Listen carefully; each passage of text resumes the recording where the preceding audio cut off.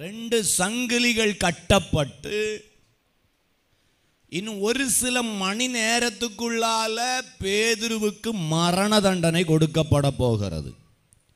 வாழ்க்கைக்கும் மரணத்திற்கும் சில மணி நேரம் மாத்திரமே கால அவகாசம் உள்ளது. ஆமென். தப்புவிக்கப்படலான்னு சிந்திக்க கூட முடியாது. அவரு சிறைக்குள்ளால இருக்கிறார். ஓகே, அந்த சிறைக்கு உள்ளால இன்னொரு சிறை, அந்த சிறைக்குள்ளால அடுத்தது இன்னொரு சிறை. என்னன்னா, அந்த இடத்தில் சங்கிலிகளினால் கட்டப்பட்ட பேதுருவுக்கு அந்த ரூமுக்கு உள்ளால கதவு அடைச்ச பிறகு 2 சங்கிலி கட்டி இருக்கிறாங்க 2 கையில். அந்த 2 சங்கிலி கட்டப்பட்ட அதுக்கு பக்கத்தில் வேற யாரை விட்டுருக்கிறாங்க? 2. அப்போ பேதுருவை இந்த உலகம் எப்படி பார்த்திருக்கிறது? ஆமென். தீவிரவாதிகளிலும் கொடூரமானவன், கொலைக்காரனிலும் கொடூரமானவன், இந்த உலகத்தில் யாரும் செய்யாத குற்றத்தை விட பெரிய குற்றத்தை செய்தவன். நல்லா புரிஞ்சிடுங்க. கிறிஸ்துவுக்காக நீ செய்கிற ஒவ்வொரு காரியத்தை பலர் பார்க்கும் பொழுது உன்னை முதல்ல மாலை போட்டெல்லாம் வரவேற்க மாட்டாங்க. நீ நல்லா சோதிக்கப்படுவ, நீ நல்லா பரிசோதிக்கப்படுவ. இது ஒரிஜினலா டூப்ளிகேட்டான்னு தெளிவு உண்டாகிறது வரை உனக்கு சோதனை வீரியமாகி கொண்டே இருக்கும்.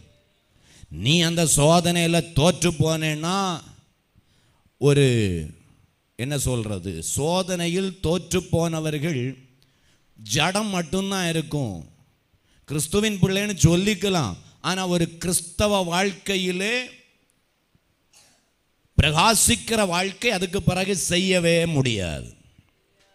ஆமென், ஆமென். பிரகாசிக்கிற வாழ்க்கை அதுக்கப்புறம் செய்ய முடியாது. நீ சர்ச்சைக்கு வரலாம், வெயிட் அண்ட் வெயிட் போடலாம், காணிக்க கொடுக்கலாம், சர்ச்சில் வந்து வேதாகமம் கொண்டு வந்து நேரத்துக்கு நேரம் கரெக்டாக வந்துட்டு போகலாம். ஆனால் உனக்கு வருகிற சோதனையை உன்னால் தாக்கு பிடிக்க முடியாமல் நீ ஃபெயில் ஆகியாச்சுன்னா நீ ஒரு நார்மல் கிறிஸ்டியன், அதாவது எல்லார போல ஒரு கிறிஸ்தவன், நாமினல் கிறிஸ்டியன், அவ்வளவுதான்.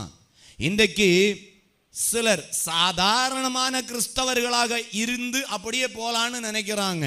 அதை கர்த்தர் நம்மிடத்தில் விரும்பவே இல்லை. அதுக்காக அல்ல அவர் சிலுவையில் இரத்தம் சிந்தினார், அதுக்காக அல்ல அவரை தூக்கி கல்லறையில் வச்சாங்க, அதுக்காக அல்ல அவர் 3வது நாளில் உயிரோடு எழுந்தார், அதுக்காக அல்ல அவர் இனி திரும்ப வரப்போகிறார். நம்ம சாதாரணமா வாழ்ந்துட்டு போறதுக்கு அல்ல, நம்மிடத்திலிருந்து நற்கிரியை வெளிப்பட வேண்டும். ஆமென். மரணமே உன் கூர் எங்கே? பாதாளமே உன் ஜெயம் எங்கே? நம்ம வாழ்க்கை சேலஞ்சிங்கா இருக்க வேண்டாம். ஆமென், ஆமென். நம்ம வாழ்க்கை சவாலா இருக்கணுமா வேண்டாமா? நான் கஷ்டப்படுறேன், நான் நெருக்கப்படுறேன், நான் உடைக்கப்படுறேன், முடிஞ்சு போச்சு. நீ கிறிஸ்துவோடு இருந்தால் இந்த நெருக்கத்தில் தைரியமா இருப்ப. ஆமென், ஆமென். இந்த பேதுருவை பாருங்க. இந்த ஒரு காரியத்தை சொல்லி முடிக்கிறேன். நல்ல வல்லமையாய் பிரகாசித்த பேதுரு, நிறைய பேருக்கு பயன்பட்ட பேதுரு. ஆனா இத்தனை சிறை, அறைக்குள்ள கொண்டு போட்டு ஒரு பூட்டு, அறைக்குள்ள கொண்டு போன பிறகு பேதுருவோடு கூட 2 பேர் கூட வந்திருக்கிறாங்க. அவங்க 2 சங்கிலியை போட்டு பேதுருவுக்கு இருந்த சுதந்திரமும் போச்சு, அறைக்குள்ளாலையும் சுதந்திரம் இல்லை, தனிமையிலும் சுதந்திரம் இல்லை, தனிமையை அனுபவிக்க கூட முடியல. அதுக்கு பக்கத்தில் 2 சேவகர்கள். இப்படிப்பட்ட ஒரு தருணத்தில் பேதுரு என்ன செய்கிறாருன்னா நித்திரை பண்ணினார். தூக்கம் வந்துடுச்சு. ஆமாம். அந்த தூக்கம் எதை வெளிப்படுத்துறதுன்னா, ஒரு விதத்தில் நம்ம சொல்லுவோம் பேதுரு பயப்படலை, பேதுரு தைரியமாக இருந்தார், அவர் தூங்கிட்டாருன்னு சொல்லுவோம். ஆனால் அந்த தூக்கத்தினுடைய அடையாளம் என்ன தெரியுமா? ரொம்ப பிரச்சனைகள் அதிகமாக இருக்கும் பொழுது நம்மளை அறியாமலேயே தலை என்ன செய்யும்? தனியாக இருக்கும்போது சிந்திச்சிருக்கிறீங்களா? அந்த சோர்வு அப்படியே நம்மளை அட்டாக் பண்ணும். பயங்கர நெருக்கமாக இருந்ததுன்னா இப்ப பேதுருவை பார்த்தீங்கன்னா மரணத்திற்கும் வாழ்க்கைக்கும் கொஞ்சம் கேப்பு தான் இருக்கு. இந்த கேப்பில் அவர் தூங்கினார். நம்மளை அடிச்சிட்டு போறதற்கு வெள்ளம் வருதுன்னு சொல்லும்போது, வெள்ளமே அடிச்சிட்டு போன்னு விடுவீங்களா, இல்லை தப்புவதற்கு முயற்சி செய்வீங்களா? தப்புவதற்கு முயற்சி செய்வேன்னு சொல்றவங்க ஒரு அல்லேலூயா சொல்லுங்க. ஏன் ஒரே யோசனையா இருக்கு? கொண்டு போ, நான் படுற கஷ்டம் அப்படி ஒரே அடியா போனா கொள்ளலாம் அப்படி நினைக்கிறீங்களோ? இயற்கையான ஒரு மனிதனுடைய சுபாவம், நெருக்கத்தின் மேல் நெருக்கம் வரும்பொழுது அவனால் ஜெபிக்க முடியாது. சாதாரண ஒரு மனிதனுடைய சுபாவம், நெருக்கம் தலைக்கு மேலே ஏறும் பொழுது, சுதந்திரம் அனைத்தும் பறிக்கப்படும் பொழுது, கிறிஸ்து உள்ளால இருக்கிறார் என்று சொல்றவங்க மட்டும் அந்த ஜெபத்தினுடைய சிந்தனை இருக்கும். சில நேரத்தில் மாமிசம் சோர்வாகி விடும், ஆத்தும பலனா இருக்கும் நெருக்கத்தில். இந்த பேதுருவுக்கு பார்த்தீங்கன்னா சரீரம் சோர்வடைந்து விட்டது. ஆமென், ஆமென்.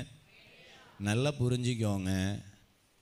தலைக்கு மேலே எத்தனை பிரச்சனை வந்தாலும், யாரெல்லாம் அபிஷேகத்தில் ஆவியில் நிரம்பி அந்த பிரச்சனைக்கு எதிராக எதிர்நீச்சல் போடுகிறார்களோ அவர்கள்தான் பலசாலிகள். அந்த எதிர்நீச்சல் உன்னை மறு கரையிலே கொண்டு போய் சேர்க்கும். நிச்சயமா நிறைய பேருக்கு சரீரம் சோர்ந்து போய் விடுகிறது. ஆத்மா பலனா இருக்குது, ஆத்மா நல்ல பலனா இருக்கு. ஜெபம் பண்ணணும், சர்ச்சைக்கு போனோம் விடக்கூடாது, சத்ருவை ஜெயிக்க விடக்கூடாது அப்படின்னு ஆத்மா சொல்லிக்கிட்டு இருக்கோம். ஆனால் சரீரத்தை பார்த்துங்க, அவன் கொன்னாக்க வச்சிருக்கிறான் சரீரத்தை. பக்கத்தில் இருக்கவங்கள பார்த்து கேளுங்க, உங்கள் சரீரத்தை கொன்று தானே வச்சிருக்கீங்க.